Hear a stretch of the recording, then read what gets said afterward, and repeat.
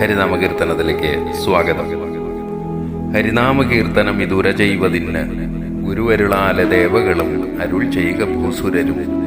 നരനായി ജനിച്ചു ഭുവി മരണം ഭവിപ്പളവും ഉര ചെയ്വതിന്നരുൾക നാരായണായ നമ. ഇത് ഹരിനാമകീർത്തനമാണ്, ഭഗവാന്റെ നാമസങ്കീർത്തനം.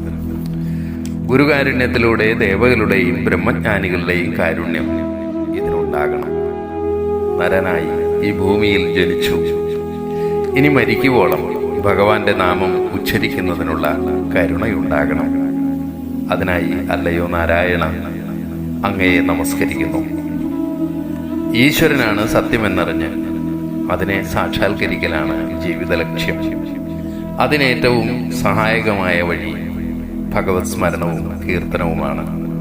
ഇത് മനസ്സിലാക്കി അനുഭവേദ്യമാക്കാൻ ബ്രഹ്മനിഷ്ഠനായ ഗുരുകാരുണ്യം അനിവാര്യമാണ്. ആ കാരുണ്യത്തിലൂടെയാണ് പ്രപഞ്ചമാകെ നിറഞ്ഞിരിക്കുന്ന ദേവഭാവനയെ അറിയാനാകുക. അതോടെ ജഡവസ്തുക്കളിലുള്ള മോഹം അസ്തമിക്കും. എല്ലാത്തിലും ഈശ്വരീയതയെ അനുഭവിച്ച് അറിയാനാകും. സൂര്യനിൽ മുതൽ മണൽത്തരിയിൽ വരെ. അതിനു വേണ്ടത് യജ്ഞഭാവമാണ്. ആസക്തി കൂടാതെ ഈശ്വരാർപ്പിതമായി അനുഷ്ഠിക്കുന്ന ഏത് കർമ്മവും യജ്ഞമാണ്. മാത്രമല്ല, ഭൂമിയിൽ ബ്രഹ്മജ്ഞാനികളായവരുടെ സത്സംഗം വലിയൊരു അനുഗ്രഹവുമാണ്. സത്യാന്വേഷണം നടത്താൻ കഴിവുള്ള ഏക ജീവി മനുഷ്യനാണ്. അതിനാൽ നരനായി പിറന്നത് മഹാഭാഗ്യമാണ്. സത്യബോധം നേടാനുള്ള കഴിവുള്ള മനുഷ്യർ ജന്മം വ്യർത്ഥമാക്കരുത്. നമുക്ക് ഇന്ന് കിട്ടിയ രൂപം നാളെ അസ്തമിക്കും. രൂപപരിണാമം സംഭവിക്കും. ഈ രൂപപരിണാമം ഉണ്ടാകുന്നത് നമ്മുടെ കർമ്മങ്ങളെ ആശ്രയിച്ചാണ്. ഇന്ന് നാം ഒരു വ്യക്തിയെ അറിയുന്നത് അയാൾ ചെയ്യുന്ന കർമ്മങ്ങളിലൂടെ പുറത്തു വരുന്ന അയാളിലെ വ്യക്തിത്വം വഴിയാണ്.